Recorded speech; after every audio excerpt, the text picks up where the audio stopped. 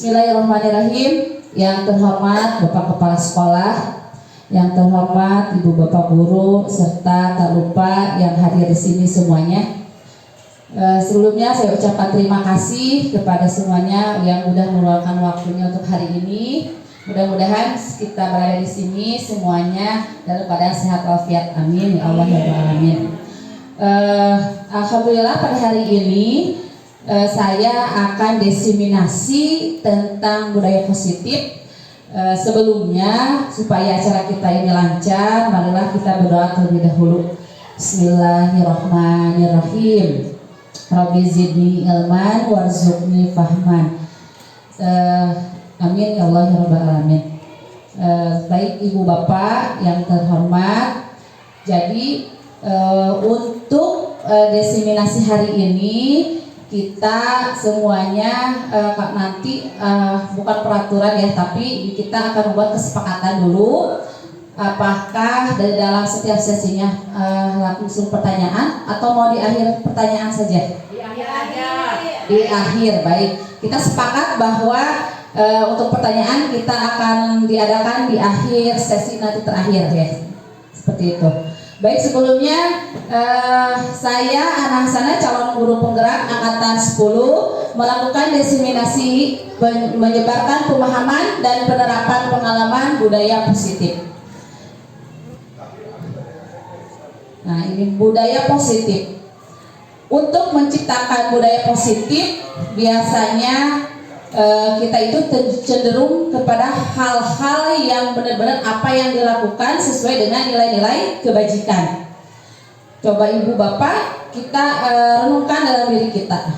Sebetulnya apa sih budaya itu? Budaya itu kira-kira apa?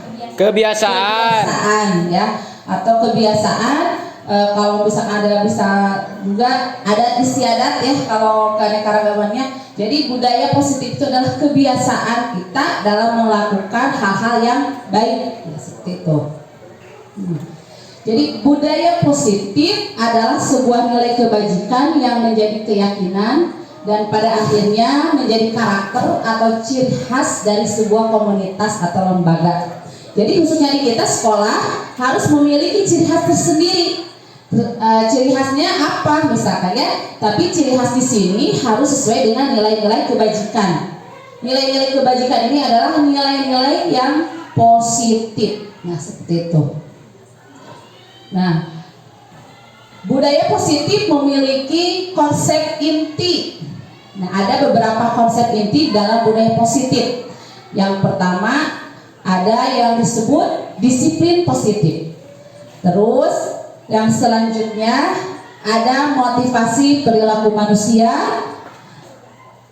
ada kebutuhan dasar manusia, 5 posisi kontrol, keyakinan kelas, dan yang terakhir ada segitiga restitusi. Keenam konsep ini nanti akan kita bahas satu persatu ya. Yang pertama yaitu disiplin. Coba kita renungkan kira-kira menurut kita itu biasanya yang berhubungan dengan disiplin itu apa sih menurut kita disiplin itu? Tepat waktu. Taat peraturan. Taat peraturan. Biasanya yang berhubungan dengan disiplin itu dengan apa? Waktu. Tepat waktu. Dengan tepat waktu, aturan, hukuman biasanya ya. Disiplin itu terkesannya biasanya disiplin itu peraturan nih, ada peraturan di situ. Tapi kita tahu bahwa disiplin positif ini bukan berarti hukuman ataupun aturan yang benar-benar bertentangan dengan nilai-nilai kebajikan tersebut. Nah, di sini saya akan jelaskan disiplin positif berasal dari, atau disiplin sendiri berasal dari bahasa Latin yang diambil dari menurut Diana Gosen itu adalah yang artinya belajar. Tapi kita selalu berpandangan bahwa disiplin itu adalah peraturan.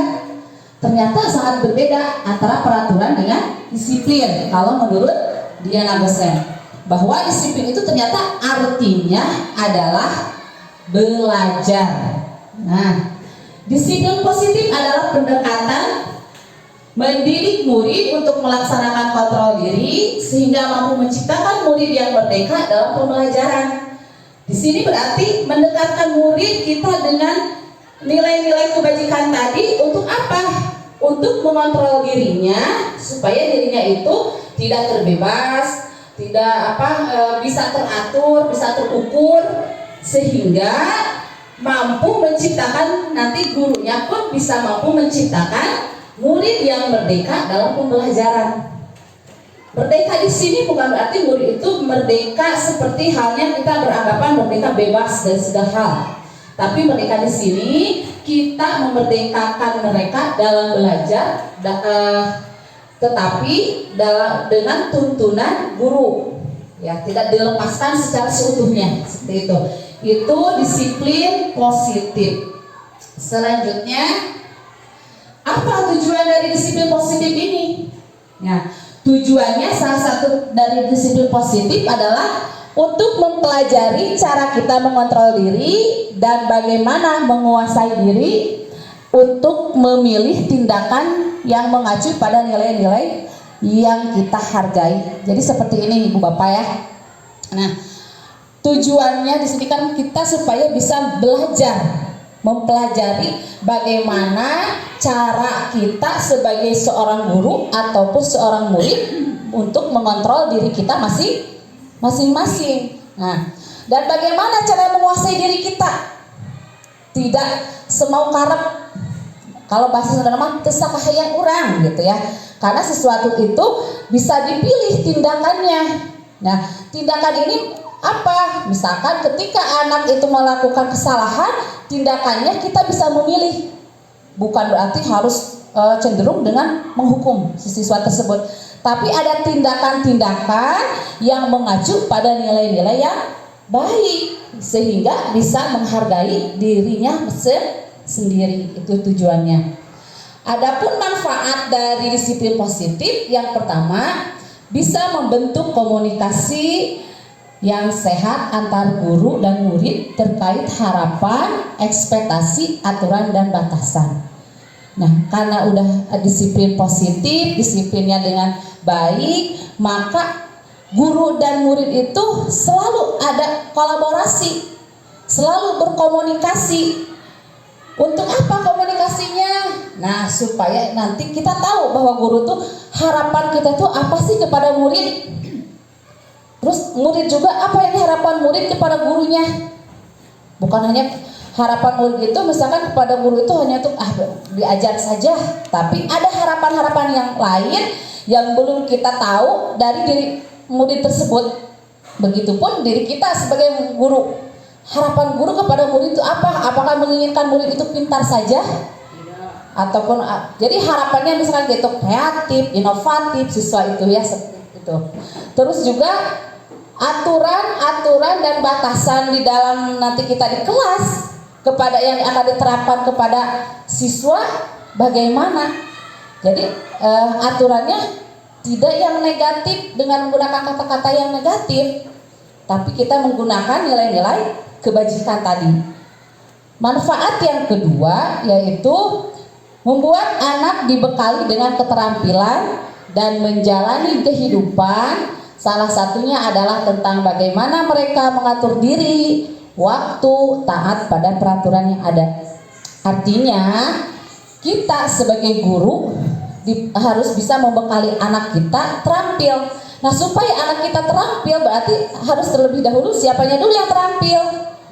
Gurunya terlebih dahulu. Nah, ketika guru mempunyai keterampilan, maka kita terapkan kepada siswa kita. Terus mengatur diri kita, waktu kita. Nah, waktu kita kepada untuk membimbing si murid tersebut itu ada waktunya. Ada misalkan aturannya. Tidak kapanpun yang saya mau menerapkan ini kepada siswa, tidak bisa seperti itu. Tetapi segala sesuatu itu harus terencana, diatur oleh kita supaya bisa membekali murid, begitu juga diri kita sendiri membekali hal-hal yang baik. Nah, terus manfaat selanjutnya Disiplin positif membuat anak semakin percaya diri dengan kompetensi yang dimiliki sehingga siap menghadapi tantangan di masa yang akan datang. Di sini berarti karena anak udah dibekali tadi keterampilan, udah kita atur dirinya, waktunya secara taat atas peraturan yang ada yang udah kita terapkan, maka si anak ini pede gitu ya. Jadi ketika misalkan ada perlombaan nih di kita, gak perlulah kita membujuk-bujuk anak, ngarayu-rayu, hayo tuh nak ikut lomba yuk. Anak kita tahu anak itu punya potensi. Tetapi hasilnya apa kalau dengan keterpaksaan? Hasilnya kan kurang baik. Tetapi ketika anak ini percaya diri dengan kompetensinya, ketika kita di kelas besok ataupun minggu depan ada lomba menyanyi, siapa yang mau mengikuti? Anak yang udah percaya diri karena dia punya kompetensi, langsung saya mau ikut lomba. Nah dengan seperti itu berarti anak tersebut pun punya rasa tanggung jawab. Nah itu adalah manfaat dari budaya positif. Manfaat yang terakhir yaitu membentuk karakter anak yang berempati, sopan, dan saling menghormati. Jelas, karena membentuk karakter itu tidak ekstra, tidak cepat. Ya, membentuk karakter seseorang itu karena karakter itu mungkin udah ada dalam diri kita masing-masing. Tetapi kita tidak bisa mengubah karakter yang ada secara menyeluruh. Tetapi kita hanya bisa membentuk karakter tersebut secara bertahap, perlahan. Seperti itu, tidak bisa dipaksakan. Misalkan membentuk karakter anak berempati. Biasanya kita lihat anak itu ada yang cuek di kelasnya, ada teman yang sakit ya cuek, udah memang udah karakter dia cuek. Tapi apakah karakter cuek itu kita bisa rubah? Bisa, yaitu kita bentuk dia secara bertahap tersebut. Terus anak yang biasanya berbicaranya kasar, tetapi kita itu punya berkeinginan supaya anak itu bisa berbicara sopan. Nah bagaimana caranya? Berarti kita menjadi contoh suri tauladan. Berarti kita juga harus berlaku sopan di depan anak tersebut, sehingga anak pun nanti bisa mencontoh, ya bu gurunya juga sopan satu, masa kitanya tidak, mungkin seperti itu. Nah selanjutnya ini dari poin budaya positif ini ada yang dinamakan motivasi perilaku manusia. Kita semua harus mempunyai motivasi, tapi motivasi itu datangnya ada yang dari luar, ada yang datang dari diri sendiri. Nah, di sini motivasi yaitu motivasi perilaku manusia dalam buku Restructuring School Discipline, yaitu yang dikarang oleh Diana Gosen. Dia mengatakan bahwa alasan yang berdasari sikap dan perilaku manusia itu, misalkan ini adalah motivasi. Kalau kita tidak punya motivasi, berarti kita mau bersikap bagaimana? Kita mau berperilaku apa? Kalau tidak ada motivasi, yang berdiam di tempat ya. Tidak mau maju, tidak mau berkembang, ya. Tidak punya keinginan untuk lebih baik. Nah, kalau tidak ada motivasi, berarti akan menjadi apa kita seperti itu. Dan motivasi terdiri atas 3, ya. Yang pertama di sini ada motivasi untuk menghindari ketidaknyamanan atau hukuman. Nah, biasanya gini, ketika anak telat sekolah, misalkan kita ada peraturan, jika misalkan telat masuk kelas, hukumannya misalkan seperti ini. Nah, anak itu lari-lari atau kadang pagi-pagi dia udah siap ke sekolah, bahkan sebelum gurunya ada pun udah datang misalkan ya. Tetapi niat ataupun motivasi dalam dirinya itu bukan karena dia itu memang disiplin, bukan memang dia itu tanggung jawab atau menghormati gurunya, tapi dia karena untuk menghindari ketidaknyamanan atau menghindari hukuman yang udah ada diterapkan misalkan di kelas tersebut. Nah, untuk menghindari ketidaknyamanan atau hukuman ini, kita sebaiknya tidak lakukan. Contohnya ya, kita sebagai pendidik rajin misalkan, mohon maaf, ketika ada bapak nih takutnya kalau nggak rajin dapat nilainya misalkan SKP-nya jelek ataupun di bawah 70, berarti itu kita kan menghindari ya ketidaknyamanan kita, atau kita takutnya karena hukumannya takut nilainya jelek, penilaian dari atasan kita, berarti itu yang disebut dengan untuk menghindari ketidaknyamanan atau hukuman. Nah yang kedua yaitu motivasi untuk mendapatkan imbalan atau penghargaan dari orang lain. Misalkan begini, nah biasanya mungkin banyak ya yang sering kita lakukan, khususnya mungkin saya sendiri. Ayo nah, siapa yang udah selesai duluan mengerjakan soal bisa pulang duluan. Nah seperti itu. Biasanya kan kita seperti itu ya, mungkin saya lah seperti itu. Kadang anak tersebut itu benar dengan cepat-cepat mengisi soal karena di dalam pikirannya pun bukan untuk menjawab soal itu dengan sempurna atau dengan benar, tetapi dalam pikirannya udah message-nya udah kepada pulang. Siapa yang cepat bisa langsung pulang. Nah di sini karena ada imbalannya tadi bisa pulang duluan ya seperti itu. Ataupun misalkan ketika kita melakukan sesuatu ke depan nanti akan dipuji misalkan. Ayo siapa yang bisa ke depan nanti ibu kasih bintangnya 2 misalkan seperti itu. Jadi di sana anak ada motivasi untuk dia ke depan, untuk misalkan dia menyelesaikan pekerjaannya, tetapi motivasi itu datangnya dari orang lain, bukan dari dirinya sendiri. Nah seperti itu. Yang selanjutnya, motivasi untuk menjadi orang yang mereka inginkan dan menghargai diri sendiri dengan nilai-nilai yang mereka percaya. Ini adalah motivasi yang harus kita lakukan karena ini berasal datangnya dari kita sendiri, bukan dari orang lain. Jadi di dalam mindset pikiran kita itu bahwa saya termotivasi ingin menjadi orang yang bisa menghargai diri sendiri. Kenapa nak kamu tepat waktu datang ke sini? Menghargai waktu, menghargai diri sendiri, menghormati guru. Dia bisa berkata seperti itu. Terus juga misalkan dengan nilai-nilai yang mereka percaya, misalkan anak itu, kok kamu udah selesai nih cepet nilainya, kenapa? Nah, karena biar bisa mengerjakan yang lainnya, ataupun juga dia biar bisa membantu teman yang kesulitannya. Nah itu berarti itu datangnya dari diri sendiri, bukan karena ada embel-embel imbalan atau reward yang seperti itu. Nah itu adalah 3 motivasi perilaku manusia yang harus kita pilih yang terbaik, misalkan yang mana yang kita pakai. Tapi yang kedua adalah datang dari orang lain, sedangkan yang terakhir itu datangnya dari diri sendiri.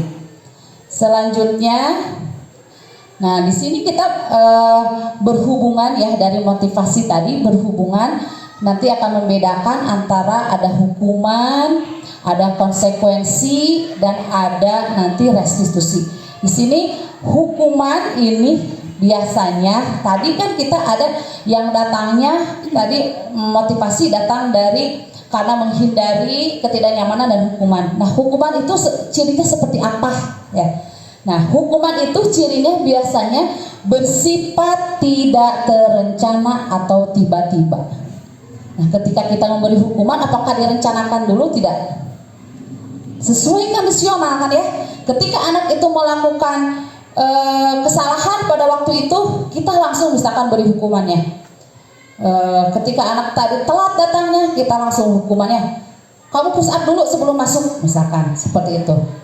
Nah, kalau misalkan Pak Gun-Gun guru olahraga, anaknya itu telat, terus Pak Gun-Gun menyuruh anak tersebut, oh kamu telatnya 5 menit, sekarang harus keliling dulu 1 putaran. Itu termasuk hukuman bukan? Kalau guru olahraga ketika pelajaran olahraga dia telat, misalkan itu ada termasuk hukuman juga. Tetapi kalau sebelumnya Pak Gun-Gun dengan murid-muridnya udah sepakat, ketika anak itu nanti misalkan kalau ada yang telat berarti nanti keliling ya, udah kesepakatan kita, itu berarti itu boleh dilakukan karena itu adalah sebagai konsekuensi, bukan hukuman.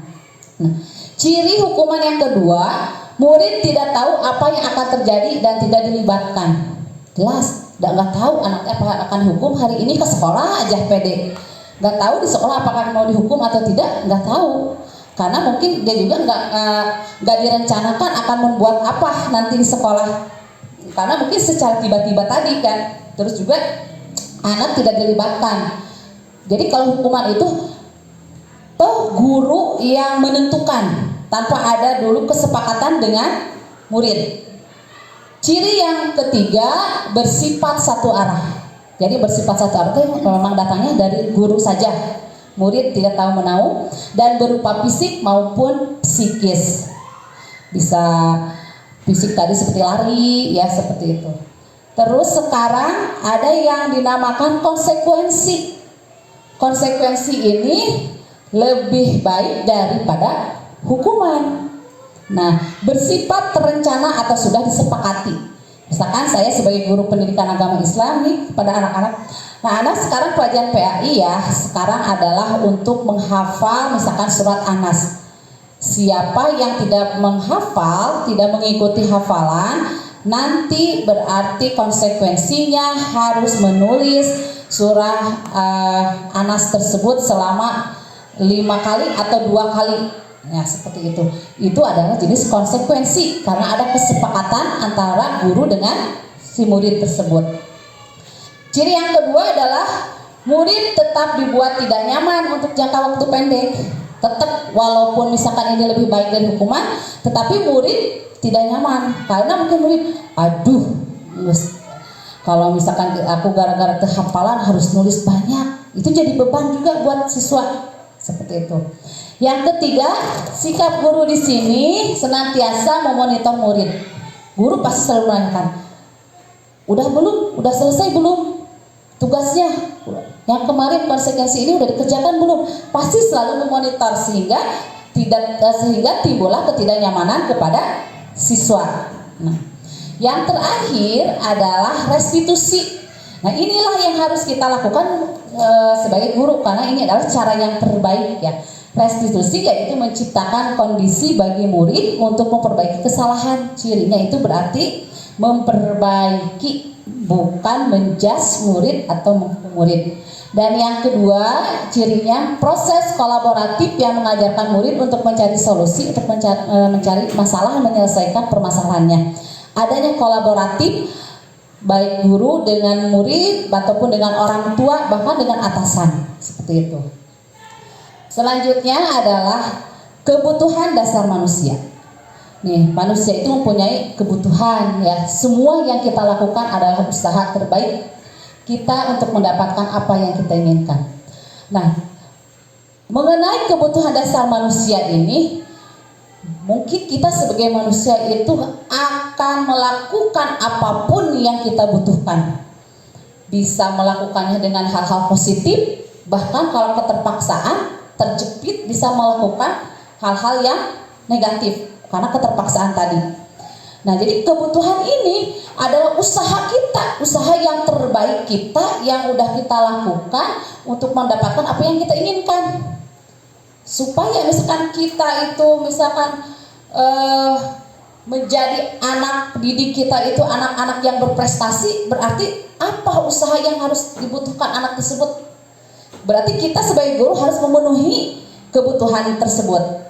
Nah, seperti itu. Selanjutnya, unsur-unsur yang dibutuhkan oleh manusia dalam menjaga keseimbangan baik secara fisiologis maupun psikologis. Jadi, memang unsur kebutuhan dasar manusia itu bukan hanya fisiknya saja, tapi rohaninya pun harus kita penuhi. Bukan hanya oleh guru, tapi orang tua pun sama. Memenuhi kebutuhan anak-anaknya, karena tidak jauh beda guru dengan orang tua, seperti itu. Nah, di sini ada 5 kebutuhan dasar manusia. Pertama yaitu bertahan hidup atau survival, ya, bertahan hidup, di mana bersifat fisiologis untuk bertahan hidup, seperti misalnya kita bisa bertahan hidup dengan makanan. Leres manusia tanpa makan bisa hidup? Tidak. Tidak. Nah, untuk kita mendapatkan makanan tersebut itu kan harus ada usaha. Ya, tadi bahwa berarti usaha yang terbaik yang dilakukan apa? Ya, seperti itu. Contohlah kita di kelas nih, kita melihat anak tuh loyo, lemes, kita jangan, kamu mah males-malesan, malah lemes, malah loyo di kelas. Jangan langsung menjudge seperti itu. Kita tanya anak tersebut, nah, kenapa kok kamu kelihatannya lemes? Udah sarapan belum? Misalkan, bisa saja kan anak lemes itu apa karena sakit atau belum sarapan, belum makan. Nah, seperti itu. Anak mungkin kalau yang udah dewasa jawabnya nggak apa-apa ibu. Tapi kalau anak yang masih kecil, lapar ibu, belum sarapan. Jujur kan kalau anak kecil itu ya. Nah, di sana berarti tugas kita sebagai guru harus memenuhi kebutuhannya tersebut. Ya misalnya kita beliin roti anak itu ya supaya memang ketika belajarnya dia tidak terganggu juga karena dia belum sarapan, misalkan seperti itu. Pakaian, istirahat, tempat berlindung, keamanan dan kesehatan. Anak-anak juga butuh keamanan kita di sekolah, jelas ya. Di sekolah ini selain misalkan kita mangga bicara, nah boleh, Neng Iren boleh, boleh. Iya, terima kasih ya. Ya. Nah, untuk memenuhi ini supaya bisa bertahan hidup, kita butuh tempat berlindung. Bukan tempat berlindung ini adalah misalkan kalau kita berarti ruang kelas yang nyaman untuk anak ya. Misalkan sekolahnya yang benar-benar sekolah yang benar bisa dipakai benar untuk belajar pada anak sehingga dengan nyaman keadaan di sekolahnya anak pun akan semangat untuk mengikuti pembelajarannya. Terus kebutuhan dasar manusia yang kedua yaitu kasih sayang. Ya, dia butuh kasih sayang. Biasanya ini kebutuhan psikologis berarti rohaninya. Kalau tadi itu fisiologis berarti jasmaninya harus sehat karena terus juga tadi itu harus anak itu terjaga keamanannya, berpakaiannya harus bagaimana ya. Kalau ini berarti kebutuhan psikologis. Nah, psikologis di sini seperti rasa diterima, dipedulikan, berbagi, bekerja sama, menjadi bagian dari suatu kelompok, dikasihi, mengasihi, disayangi dan menyayangi. Misalkan nih anak kita, anak itu punya ide. Kadang, Bu, misalkan untuk belajar sekarang, bagaimana kalau misalkan belajarnya dengan cara seperti ini, misalkan ya.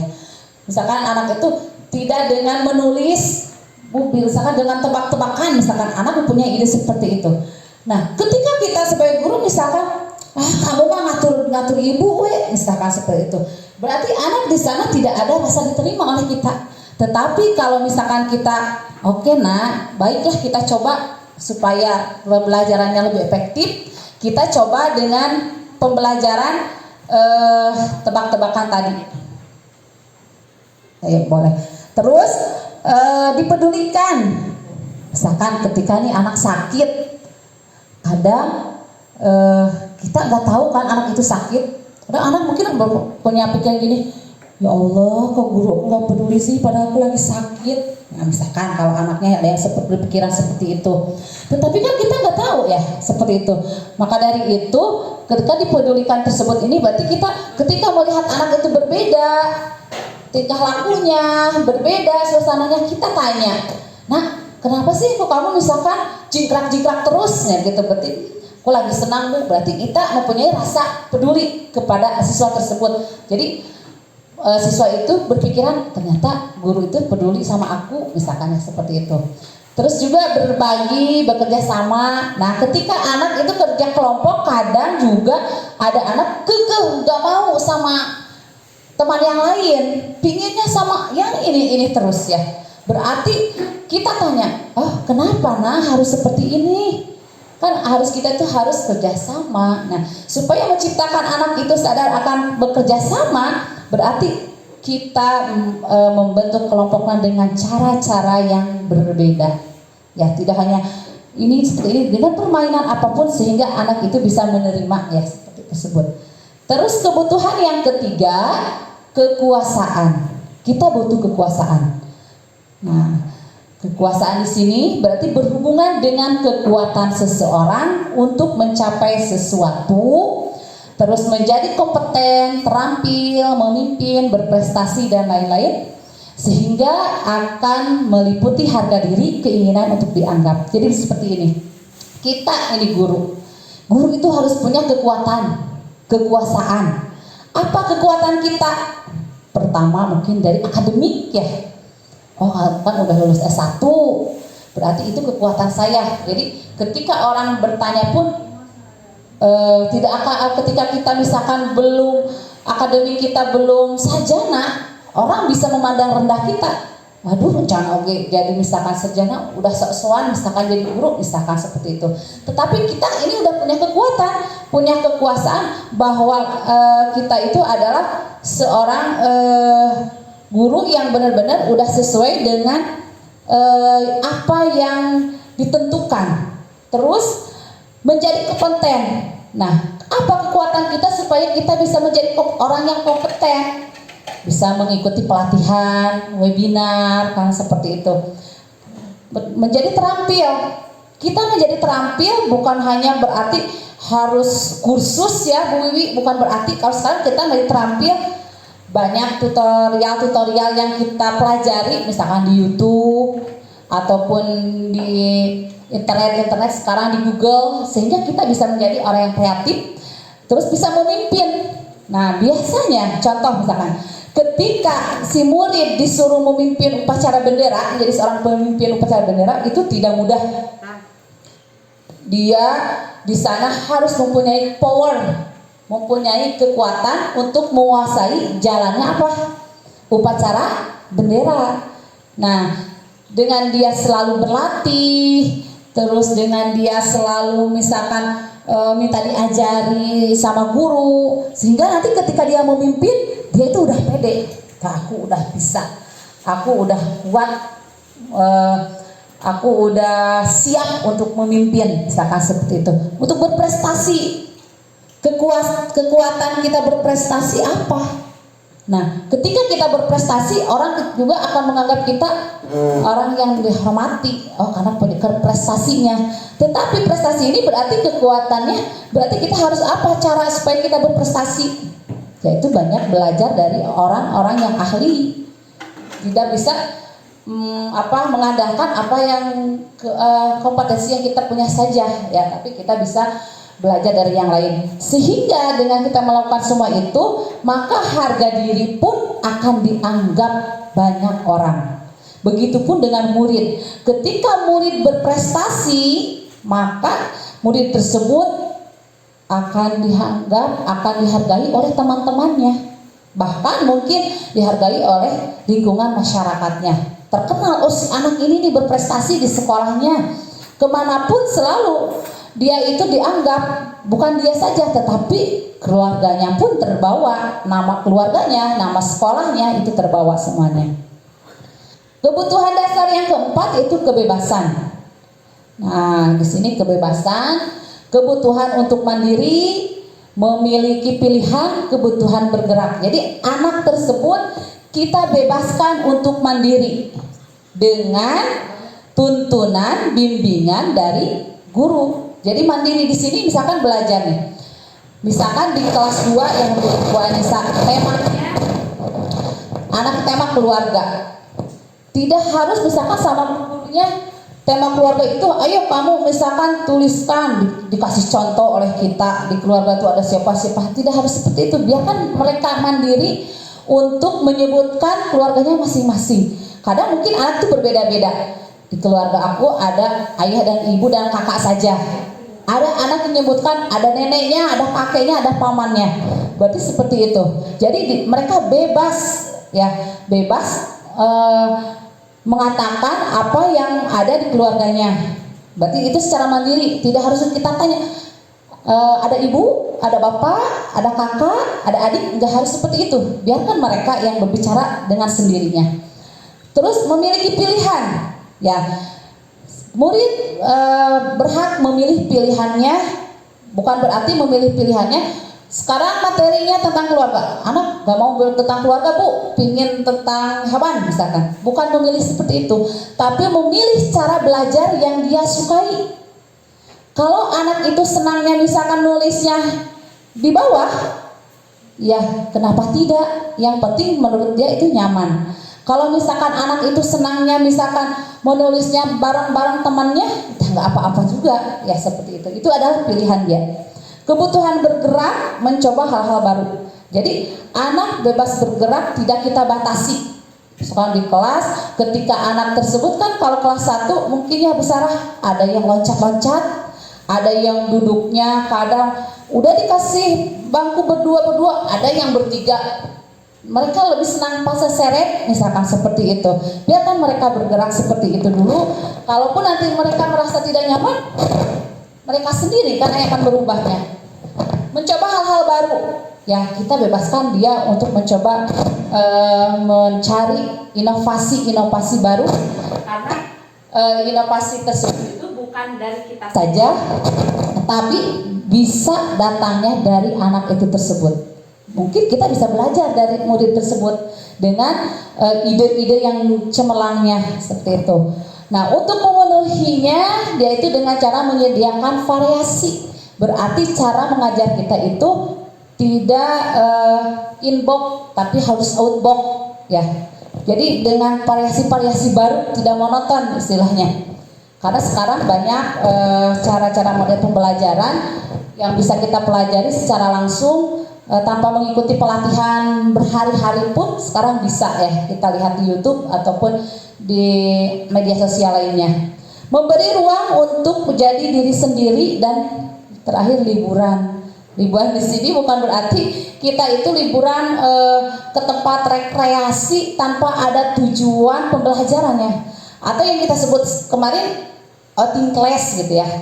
Jadi memang ini dibutuhkan bagi kebebasan siswa kan. Siswa kalau belajar di luar, kalau liburan di sini bukan berarti harus perjalanan jauh. Ketika belajar diajak keluar saja, misalkan kalau kita itu ke Taman Cikirai, anak juga udah senang ya.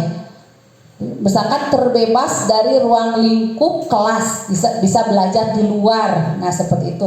Jadi mereka anggap itu adalah sebuah liburan sambil belajar. Yang terakhir yaitu kesenangan. Nah, kesenangan ya. Di sini kebutuhannya itu mencari kesenangan, bermain, bersenang-senang, antusias, tertawa. Masya Allah. Terus dengan cara ini, dengan kesenangan ini, kita bisa melakukan tantangan. Contohnya misalkan belajarnya dengan cara kita supaya anak itu menyenangkan dengan cara bagaimana? Permainan. Misalkan ketika pelajaran penjumlahan matematika, kita tidak harus memberikan contoh di sini tentang cara pengurangan, tapi dengan permainan. Misalkan dengan anak loncat berapa kali, 2, kalau misalkan ditambah lagi 2 jadi berapa, dengan loncat meloncati keramik yang ada di lantai kelasnya tersebut, itu anak bisa akan senang. Nah, ataupun kita kan dengan cara ngasih tantangan, berarti tantangannya tadi anak harus bisa melompat, misalkan berapa loncatan, sehingga nanti anak di sana akan merasa bersenang-senang, kadang antusias, aku ingin coba lagi Bu, ingin coba lagi. Nah, ketika hal tersebut ada juga misalkan dengan cara gurauan. Biasanya kalau Bu Anissa tuh selalu ngajak anaknya bercanda ketika belajar, misalkan ya Bu Anissa, gak apa-apa itu Bu Anissa, itu diperlukan anak, karena dengan misalkan ada bercandanya, anak bisa tertawa bebas, ya seperti itu. Jadi tidak harus anak itu fokus dengan teori-teori, tapi anak juga butuh kesenangan yang harus kita penuhi. Terus juga pembelajaran bermakna. Kadang kalau misalkan pembelajarannya yang menyenangkan itu, anak minta lagi, Ibu besok belajarnya seperti itu lagi ya. Nah berarti di sana anak berarti udah mendapatkan terpenuhi kesenangannya. Sehingga ketika datang ke rumah pun dia bisa menceritakan kepada orang tuanya, Ibu barusan ini seneng banget di sekolah. Memang kenapa? Tadi misalkan Bu Anissa ngajarnya meniresep teh gitu ya.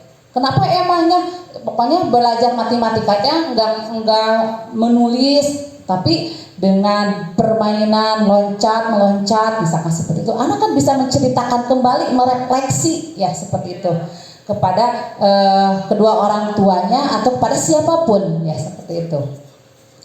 Selanjutnya ada 5 posisi kontrol guru. Nah, kita sebagai guru harus mempunyai kontrol. Mau kita itu ada sebagai apa di sekolah ini? Kita posisinya ada di kontrol mana? Ya, seperti itu. Jadi 5 posisi kontrol ini, yang pertama sebagai penghukum, biasanya penghukum mengjewer ya. Nah, terus yang kedua sebagai pembuat merasa bersalah, selalu menyalahkan anak. Yang ketiganya adalah sebagai teman, selalu akrab terus dengan siswa. Terus yang keempat sebagai pemantau, apapun yang anak lakukan kita pantau. Terus yang kelimanya yaitu sebagai manajer. Nah, di sini sebagai penghukum. Nah, ciri-ciri orang sebagai penghukum biasanya pertama hukuman fisik maupun verbal. Hukuman fisik, misalkan anak suruh berdiri di depan kelas sambil menjewer telinganya. Terus misalkan verbal itu bisa menggunakan kata-kata. Nanti waktu ya, Pak Bun. Terus misalkan sebagai verbal ini di sini misalkan menggunakan kata yang kasar, awas. Nah, seperti itu. Menggunakan nada suara tinggi dan bahasa tubuh. Biasanya kalau penghukum seperti itu. Nah, bari nepak, bari noel atau bari gimana?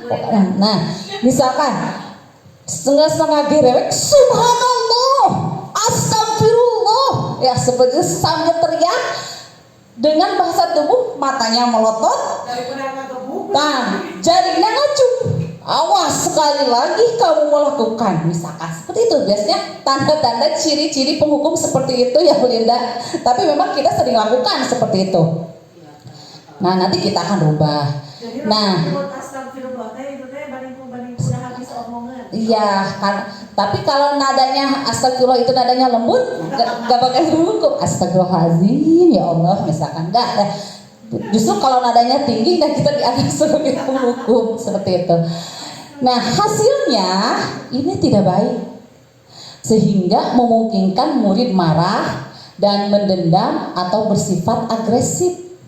Contoh nih, misalkan yang sering kita lakukan hari Senin, ketika berbaris anak-anak di sini, siapa yang pakai topi ke depan, duduk ataupun berdiri di paling depan, ya seperti itu. Karena otomatis anaknya rasa takut, malu juga sama temennya, misalkan ya seperti itu. Sehingga anak marah. Kalau misalkan yang baru itu kadang marahnya nggak marah sama kita, tapi marah pada dirinya sendiri atau bisa pada temennya. Nah, akibat yang fatalnya mungkin anak ketika marah itu melihat apapun yang ada di depannya dia, bisa dia tendang, melihat bukunya dia sobek-sobek misalkan. Kalau misalkan anaknya yang tingkat SMP atau SMA, bisa aja punya rasa dendam yang agresif, tinggalin ntar pulang nyaho-nyaho, misalkan motor guru teh geus kempes karena rasa dendam si anak tersebut. Karena kan menghukum kalau misalkan di depan orang banyak itu seperti dia itu dipermalukan, ya seperti itu. Nah, posisi yang kedua ini adalah pembuat merasa bersalah. Ini satu tingkat lebih baik daripada sebagai penghukum. Karena penghukum itu lebih baik, walaupun keterpaksaan lebih baik kita tidak melaksanakannya atau hindari sebagai penghukum. Pembuat merasa bersalah biasanya akan berbicara dengan nada tenang, cenderung lemah lembut, namun kata-kata yang diutarakan cenderung membuat murid menjadi orang yang gagal, memandang buruk dirinya sendiri, merasa tidak berharga. Nada nama lembut bicara, tetapi nyeletit kan hati teh gitu. Jadi anak teh urang mah selalu we jadi disalahkeun. Ngalakukeun naon oge salah we seperti itu. Jadi anak itu mandang dirinya boy, ya kamu selalu ini. Ya pastilah ada anu halus masih eta diangkat pikirannya gitu. Pasti yang bagus masih itu lagi, si A lagi, aku mah pasti lah yang terjelek walaupun aku udah berusaha. karena selalu dia itu dianggap salah oleh gurunya, misalkan seperti itu. Jadi hasilnya itu tidak baik buat murid, sehingga murid menganggap dirinya yang bersalah dan dia akan menyimpan emosi tersebut di dalam dirinya. Misalkan ketika orang lain yang melakukan kesalahannya, tapi karena dia yang sering melakukan, sehingga tetap dia aku tuh yang dianggap salah, padahal dia yang melakukan salahnya orang lain, seperti itu.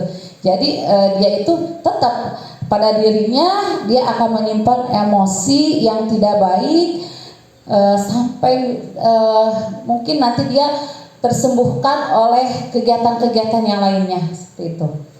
Kontrol yang ketiga adalah sebagai teman. Ini biasanya di kelas-kelas bawah ya.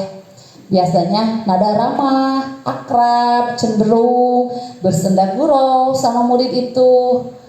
Itu biasanya di kelas atas mah tidak ya Bu Wiwi ya. Di kelas bawah biasanya kalau sebagai teman itu kadang anak teh geng duduk lahunan oke is oke tenan naon istilah nama gitu.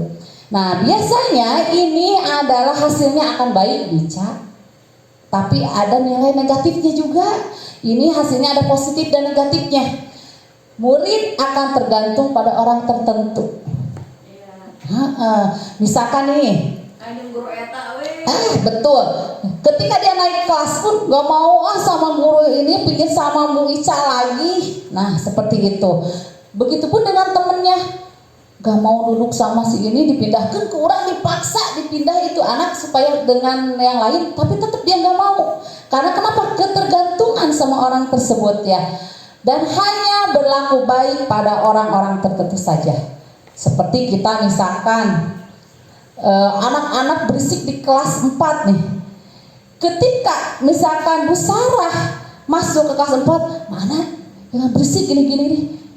Dia waktu itu saja nggak nurut. Karena kita tidak bisa mengondisikan tersebut, karena anak itu hanya nurutnya sama wali kelasnya. Ketika datang Bu Linda, canggih Bu Linda ngomong, anak-anak udah diem kan langsung.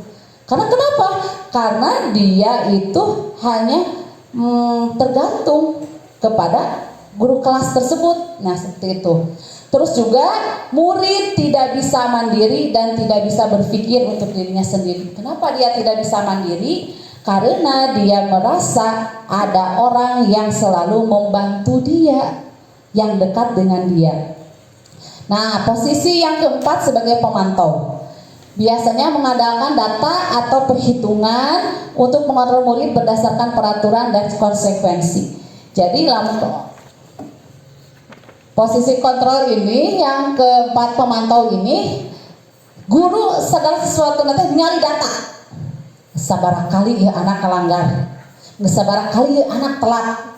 Kalau misalkan kita tanya, Satria, kamu udah berapa kali melanggar? Misalkan Bu Is, perasaan ibu kamu udah berkali-kali ini melanggar. Enggak ibu, aku baru sekali. Tinggal data ibu, lihat ada datanya. Nah itu sebagai pemantau seperti itu ya. Terus juga ada konsekuensi yang udah dia punya. Nah terus biasanya pemantau ini bersuara datar, tidak emosional, tidak bersanda gurau ataupun menggunakan suara tinggi. Cuman kamu tuh udah 2 kali melanggar ya, konsekuensinya misalkan harus piket kelas sendirian besok, misalkan seperti itu ada sebagai pemantau. Nah ketika itu dipantau anak tersebut oleh kita, udah belum misalkan piketnya dilaksanakan tidak, nah seperti itu. Ini akan berhasil baik. Nah, murid akan senantiasa menghitung konsekuensi dan hadiah tanpa memahami sepenuhnya nilai kebajikan yang dituju. Hal ini juga membuat murid yang tidak sepenuhnya mandiri. Ini hasilnya baik, namun akan membuat siswa tidak sepenuhnya mandiri. Jadi anaknya berhitung, aku baru sekali dah telat mage, kata Bu Is, telat sekali, mah tak apa-apa, tenang naon dimaafkan. Nah, yang kedua kali baru nanti suruh piket. Kalau ketiga kali baru nanti misalkan harus berdiri di lapang misalkan 1 jam. Baru kedua kali piket mah gampang, cuma piket biasa. Jadi anak juga menghitung konsekuensinya seperti itu. Tetapi ini dia tidak berpikir apa yang dia lakukan piket itu apakah terasa tanggung jawab. Dia tidak, tapi dia hanya menghitung karena konsekuensi yang ada aja. Tidak, dia melihat nilai-nilai kebajikannya. Yang terakhir sebagai manajer. Nah, ini adalah posisi kontrol yang harus kita lakukan sebagai pendidik. Membimbing murid memiliki sikap disiplin yang positif, yaitu murid yang mandiri, bertanggung jawab, dapat memecahkan masalah, dan biasanya suaranya netral, tidak emosional, tidak terlalu ramah, dan tidak bernada tinggi. Apa yang dihasilkannya? Ini adalah hasil yang terbaik. Jadi ketika anak melakukan tadi telat itu ya Bu Is, nah kenapa telat?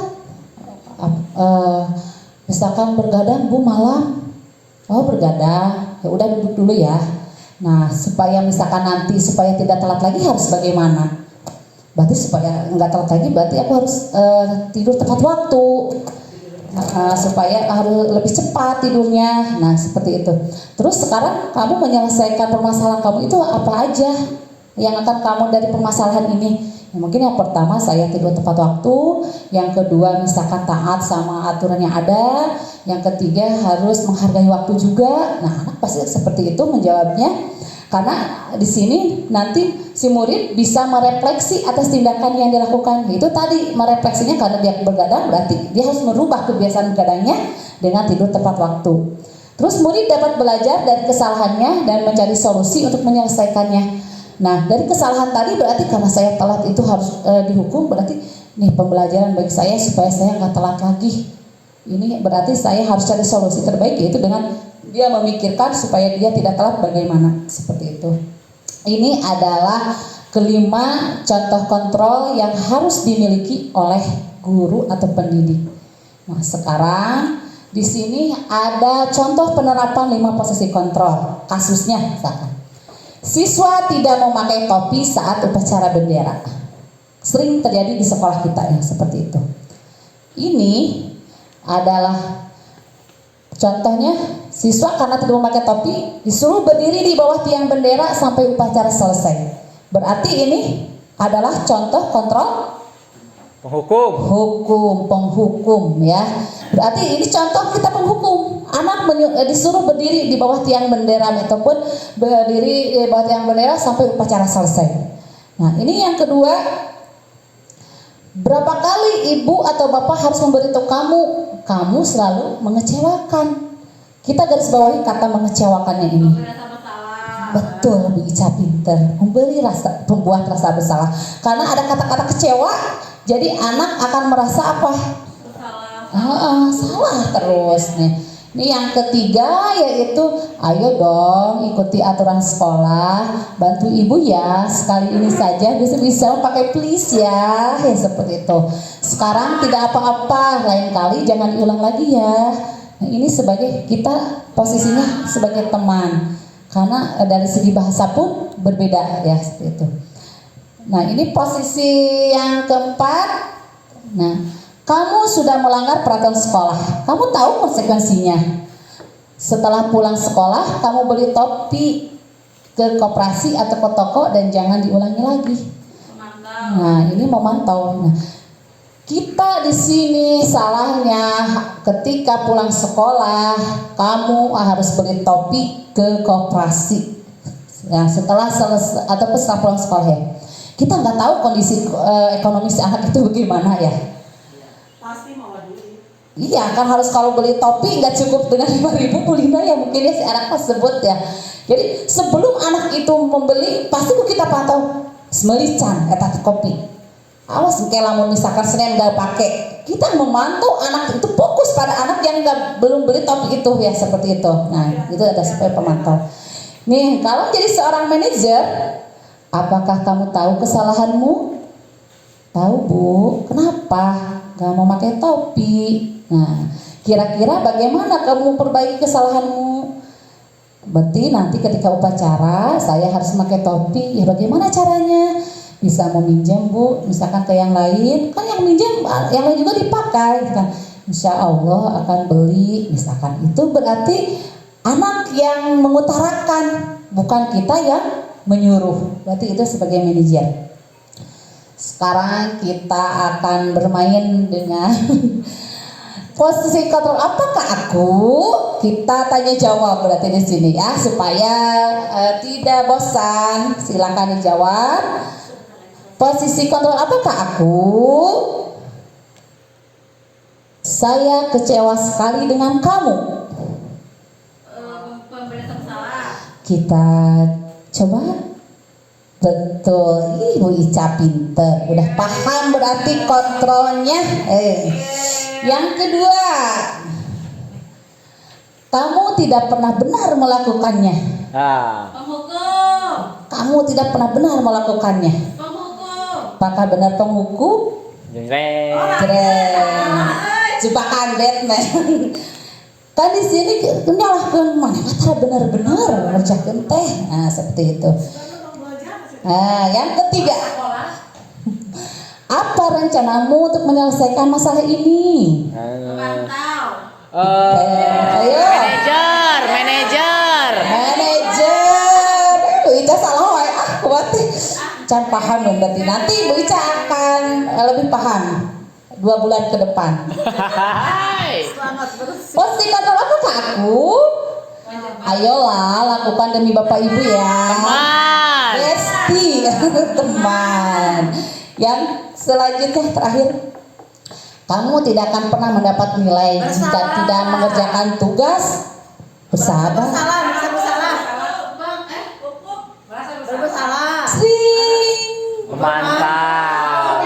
Mau menang nilai mau main beres sok bereskeun. Pokoknya mah kan kita terus kan kalau itu memantau Bu Wiwi ya. Dipantau saat can mana beres berarti nanti baru dapat nilai seperti itu. Ya. Itu. Nah, sekarang keyakinan kelas. Ada pertanyaan di sini. Mengapa keyakinan kelas? Mengapa bukan peraturan kelas? Ada yang tahu? Kenapa sih bahasanya keyakinan kelas itu dari dulu peraturan kelas? Membuat komitmen. Kalau keyakinan itu disepakati oleh bersama, kalau peraturan itu hanya sifatnya satu arah oleh guru saja. Betul Pak Gungun ya.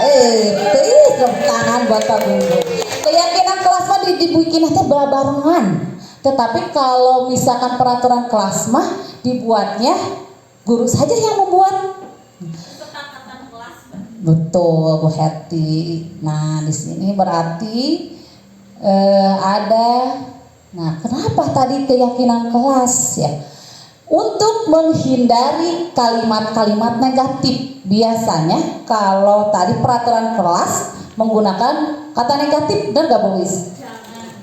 Jangan buang sampah sembarangan. Dilarang ngobrol di kelas. Tidak boleh izin ke air ketika pembelajaran. Nah, seperti itu. Nah, kita ganti di sini kata peraturan kelas atau kontrak belajar yang mencantumkan larangan-larangan dan sanksi-sanksi yang dapat menciptakan atmosfer yang kurang baik sehingga dirubahlah menjadi keyakinan kelas.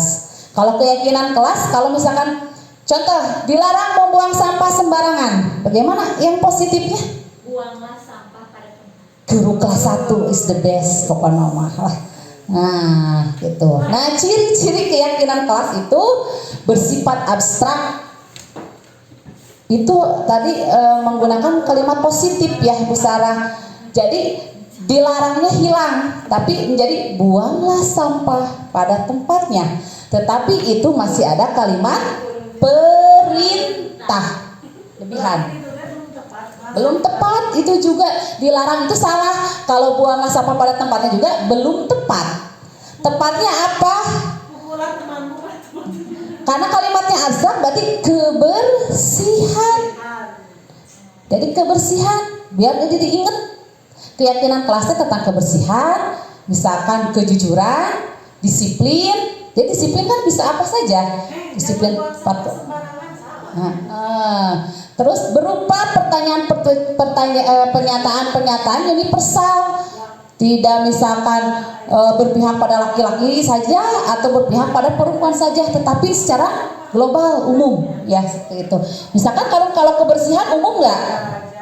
Kebersihan umum kan, bisa kepada sampah, bisa kepada kebersihan diri juga, baju kotor atau gimana seperti itu. Dibuat dalam jumlah sedikit hingga mudah diingat dan dipahami. Kadang anak lupa kalau panjang-panjang, buanglah sampah pada tempatnya. Panjang, ting, apal kasih gimana. Tapi lamun kebersihan, ingat satu kata seperti itu. Disesuaikan dengan kondisi kelas atau sekolah hingga mudah diterapkan. Sesuaikan dengan kelas kita masing-masing. Melibatkan semua warga, sekolah atau kelas dalam membuatnya. Jadi semua anak harus ikut, warga yang ada di kelas itu semuanya ikut membuatnya. Seperti itu. Itu ciri-ciri keyakinan kelas. Selanjutnya, segitiga restitusi. Apa segitiga restitusi teh? Tadi udah diulas sedikit. Restitusi itu adalah mencari solusi penyelesaian ya. Pengertian dari segitiga restitusi ialah proses menciptakan kondisi bagi murid untuk memperbaiki kesalahan sehingga karakter mereka lebih kuat ketika kembali pada kelompoknya. Jadi ciptakan murid tersebut dengan kondisi untuk memperbaiki kesalahan, bukan kita menyalahkan, tapi memperbaiki kesalahannya sehingga karakter dia itu nanti kembali pada kelompoknya, itu kembali pada dirinya sendiri yang mengutarakan, bukan dipaksa oleh kita. Nah, seperti itu. Selanjutnya, tujuan dari segitiga restitusi ini apa? Yaitu memberikan kesempatan kepada murid untuk disiplin positif. Jadi kita itu bukan kita yang menentukan, tapi biarkan dia beri kesempatan untuk berdisiplin positif dengan sendirinya. Yang kedua, membantu murid untuk jujur pada dirinya sendiri dengan mengevaluasi dampak kesalahan yang dilakukan. Nah, seperti tadi, anak itu misalkan begadang itu dampaknya apa? Dampaknya mungkin bisa sakit, bisa pusing, bisa juga terlambat ke sekolah. Yang ketiga, memberikan penawaran bukan paksaan. Gak apa-apa Bu Sarah, masuk saja. Gak apa-apa, masuk saja. Jadi nggak dipaksa oleh kita. Contohnya misalnya gini, kamu harus misalkan nanti nggak begadang, kamu harus tidurnya tepat waktu, kamu harus ini, bukan seperti itu, tapi kita berikan penawaran. Nah, berarti kamu harus bagaimana solusinya, jadi kita yang menawarkan seperti itu. Segitiga restitusi terdiri atas 3 tahap. Yang pertama, menstabilkan identitas. Yang kedua, validasi tindakan yang salah. Yang ketiga, menanyakan keyakinan.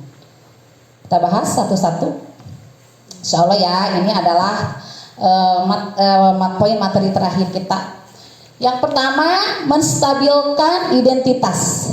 Nah, menstabilkan identitas ini apa yang guru lakukan? Yaitu guru menyampaikan bahwa membuat kesalahan adalah bagian dari proses pembelajaran.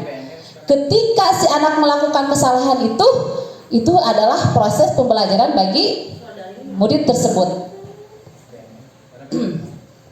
Terus di sini apa sih yang dikatakan kita sebagai guru dalam menstabilkan identitas ini? Membuat kesalahan adalah sesuatu yang wajar. Misalkan, Marwah, kamu tuh udah salah, tapi itu hal wajar kok salah. Misalkan ya, karena semua orang itu pernah melakukan kesalahan. Misalkan manusia, atau kita bicara manusia tidak ada yang sempurna ya nak, pasti pernah melakukan salah. Nah, seperti itu. Kita bisa memperbaiki masalah ini. Nah, tenang saja, ibu tidak akan mencari siapa yang benar atau siapa yang salah, tetapi kita akan memperbaiki masalah ini secara bersama-sama. Nah, terus saya tidak terlalu peduli pada kesalahanmu karena lebih fokus mencari pemecahan masalah. Ibu mah pedulilah naon masalah yang kamu lakukan barusan dengan temanmu. Tapi ibu itu lebih peduli mencari pemecahan masalah ini supaya lebih baik itu harus bagaimana. Nah, seperti itu. Terus apakah saat ini kamu tengah menjadi orang baik untuk dirimu sendiri? Nah, itu kita tanyakan kepada anak yang melakukan kesalahan. Itu berarti menstabilkan identitas. Tahap yang kedua yaitu validasi tindakan yang salah. Kita ditanyakan kebenarannya, memvalidasi ya. Apa yang harus dilakukan guru? Guru memahami bahwa prinsip setiap perilaku karena ingin berupaya memenuhi suatu kebutuhan tertentu sehingga guru akan menggeser pemikiran stimulus respon menjadi proaktif. Contohnya misalkan dengan mengucapkan apa nih guru nih ketika memvalidasi ini, kamu bisa saja bertindak lebih gegabah dari itu. Misalkan si anak itu mencubit temannya, nah kamu nanti bisa saja bertindak lebih dari mencubit loh nak, misalkan bisa memukul atau apa, nah seperti itu. Terus kamu pasti melakukan karena ada alasan tertentu. Misalkan kenapa kamu mencubit? Misalkan yang mencubit si anak itu sampai nangis, kita tanyakan alasannya. Kamu melakukannya karena mempertahankan sesuatu yang penting bagimu. Misalkan si anak tersebut diambil pensilnya sehingga nangis ataupun bertengkar dengan temannya. Kenapa kamu bertengkar sama si B? Karena misalkan si B itu mengambil pensil saya. Berarti dia ini mempertahankan sesuatu yang dia miliki atau merasa berharga. Mungkin kamu bisa mempelajari perilaku yang lebih efektif. Bersediakah kamu mempelajarinya? Nah, misalkan ketika anak tidak mau belajar, dia mau menulis, berarti kita, ayo pokoknya kamu harus menulis, pokoknya harus beres hari ini. Nah, berarti kita ganti kata-katanya. Nah, bersediakah kamu mempelajari pelajaran ini? Bersediakah mengikutinya? Bersediakah menulisnya? Gak harus satu halaman, misalkan setengahnya, nah seperti itu. Dan tahap terakhir yaitu menanyakan keyakinan. Nah, di sini apa yang guru ucapkan?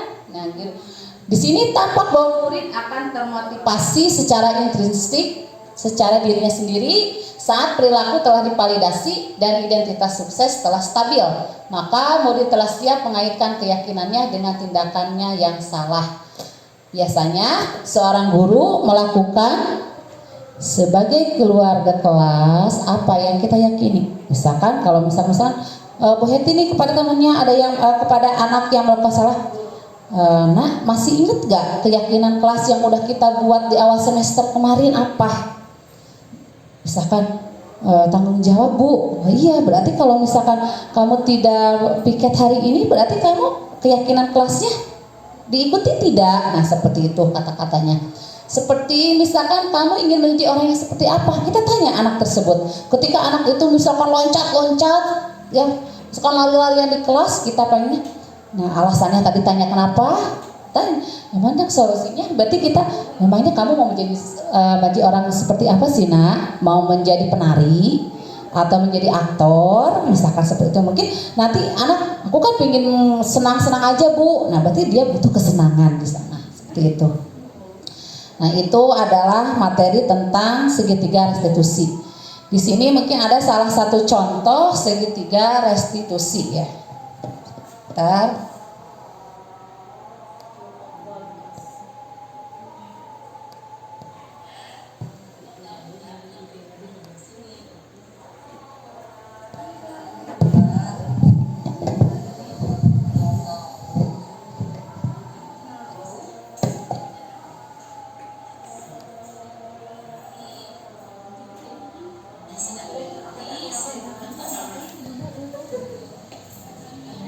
Salah satu contoh segitiga restitusi di mana ketika belajar proses pembelajaran seorang anak bermain-main dengan mainan yang dia bawa seperti itu.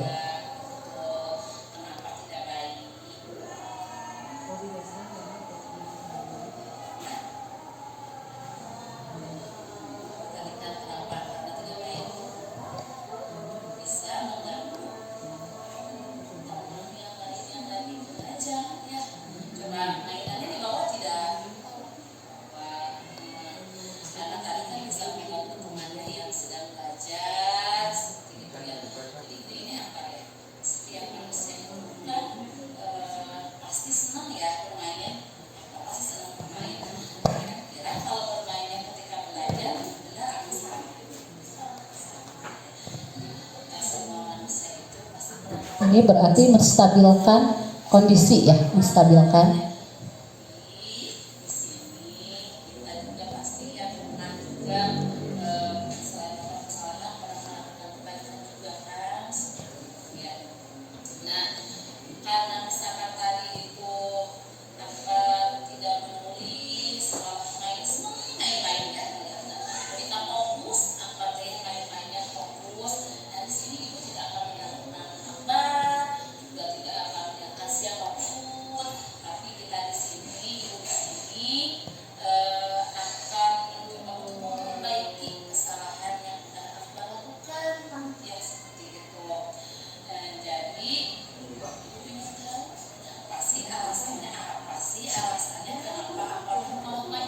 Kan alasan berarti memvalidasi atas kesalahan si siswa tersebut.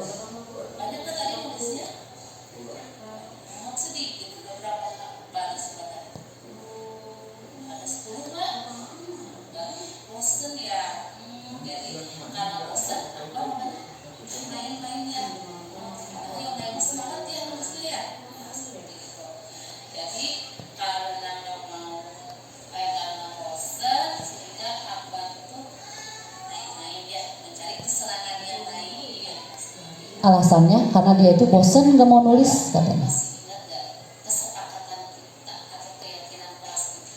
Menanyakan tadi tahap yang ketiga yaitu menanyakan keyakinan kelas.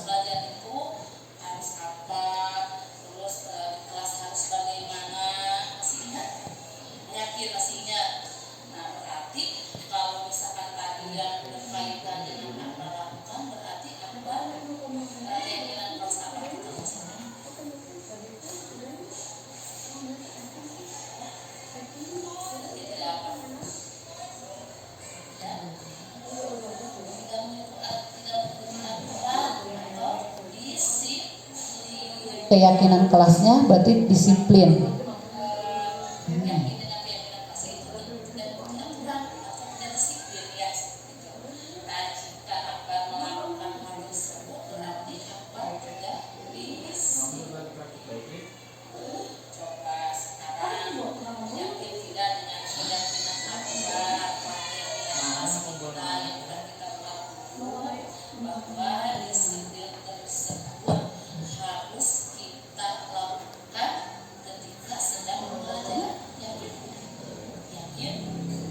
Kita harus benar-benar menanyakan keyakinan tersebut ya kepada siswa.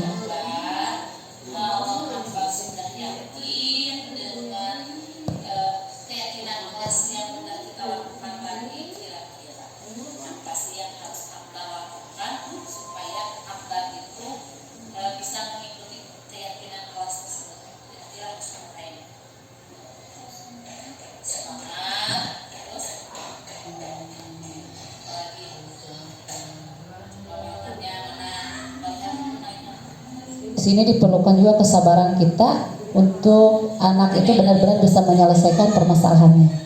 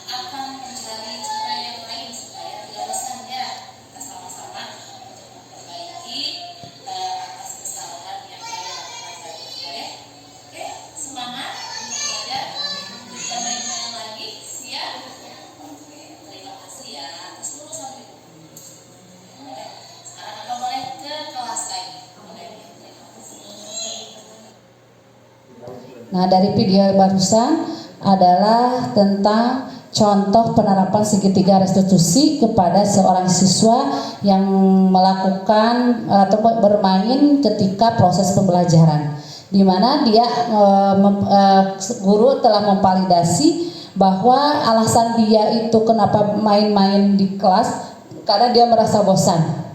Nah, untuk mencari solusi supaya dia tidak bosan lagi, katanya dia berarti nanti harus lebih semangat dan tidak membawa lagi mainannya ke sekolah atau menyimpannya di rumah.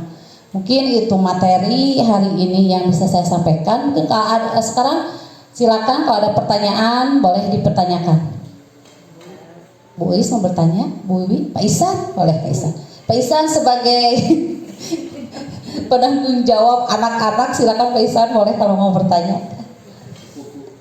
Cukup, ada pertanyaan Bu Is? Ada Bu Linda, ada bertanya?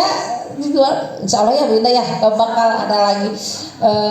Kita akan menghindari tentang hukuman, kita akan menghindari sebagai pembuat bersalah. Pak Gun mungkin ada pertanyaan? Tanggapan mungkin? Mungkin tanggapan boleh Pak Gun, silakan tanggapannya. Silakan Pak Gun. Baik, assalamualaikum warahmatullahi wabarakatuh. Terima kasih Bu Ana atas waktunya. Mungkin saya tanggapan saja kaitan dengan penjelasan dari Bu Ana selaku CGP angkatan berapa Bu Ana ya? Angkatan 10. Alhamdulillahirrahmanirrahim. Hari ini saya bisa membuka lagi jendela pikiran saya yang memang di angkatan saya angkatan 8 mungkin sudah lumayan lama, dan saya diingatkan kembali tentang budaya positif di sekolah itu harusnya seperti apa. Tapi mungkin di sini saya sendiri dan Bu Ana nanti ataupun Bu Ica yang akan mengikuti guru penggerak, pelatihan guru penggerak, kita tidak bisa jalan sendiri dalam hal ini menerapkan budaya positif di sekolah. Harus ada kerjasama baik antara dewan guru atau stakeholder yang lain di sekolah, juga mungkin orang tua siswa. Dalam hal ini ketika kita menerapkan budaya positif di sekolah, katakanlah kesepakatan kelas yang sudah kita rancang di kelas, tetapi perilaku siswa kadang di rumah tidak juga diperhatikan oleh orang tuanya, maka impact-nya akan menjadi kurang baik juga ketika kita menerapkan budaya positif di sekolah, karena lingkungan luar itu sangat besar faktornya untuk dunia pendidikan khususnya. Jadi dalam hal ini saya menanggapi penjelasan dari Bu Ana bahwa kita sebagai guru di Satuan Pendidikan SDN Negeri Sukamanah 3 harus betul-betul kerjasama baik untuk menerapkan budaya positif di sekolah, terutama misalkan menerapkan kesepakatan kelas dan tadi penerapan segitiga restitusi. Jadi jangan sampai, kan kita dituntutnya saat ini itu bagaimana caranya kita harus jadi manajer di sekolah. Jadi jangan ada lagi penghukum, tapi mungkin dasarnya dan memang tidak bisa langsung ya Bu Ana ya.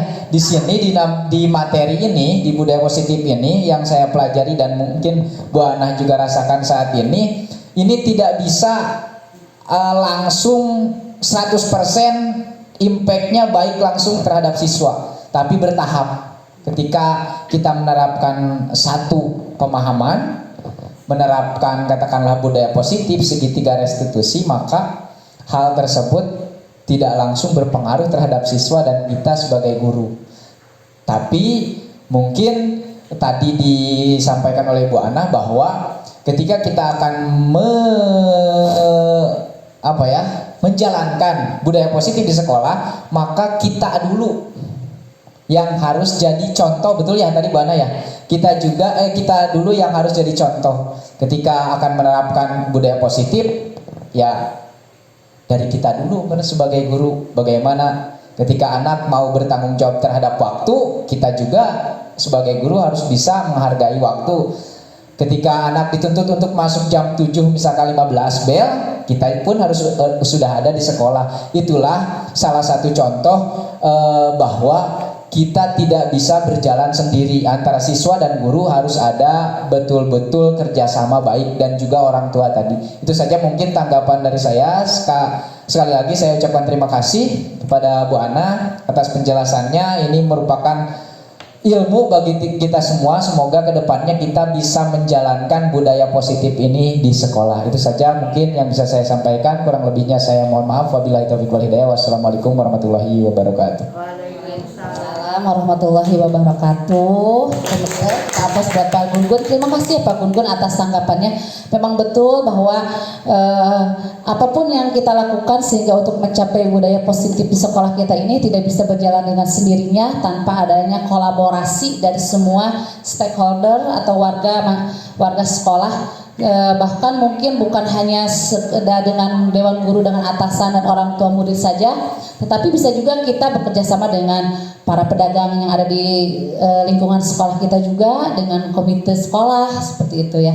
Jadi mudah-mudahan dengan kita adanya kolaborasi, apa yang kita cita-citakan untuk mencapai budaya positif ini bisa terlaksana. Amin ya. Selanjutnya yaitu terakhir, mungkin ada lagi yang mau bertanya atau menanggapi? Cukup insya Allah.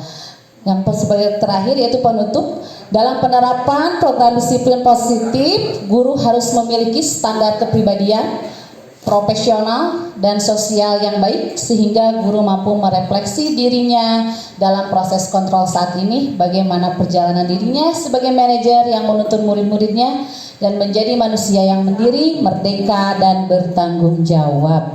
Itulah materi kita hari ini, dan ada suatu quotes di sini.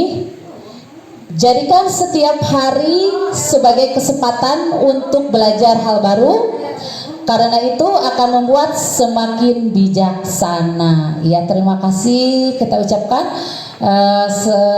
Terakhir, saya benar-benar bersyukur dan berterima kasih banyak atas semuanya ibu bapak yang udah meluangkan waktunya.